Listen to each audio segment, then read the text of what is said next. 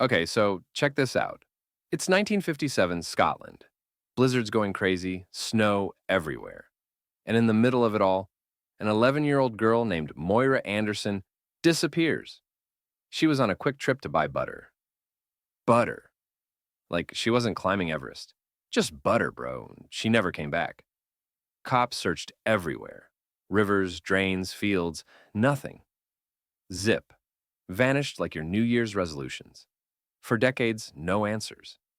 Case colder than your ex's heart. But then, fast forward to now, a podcast starts talking about it, and boom! New tips, new witnesses, and police are suddenly like, yo, maybe we should actually solve this. Yeah, 67 years later. Wild, right? Will they find out what really happened? Or is this just another unsolved mystery buried in the snow? Follow for more real life whodunits that make Netflix look boring.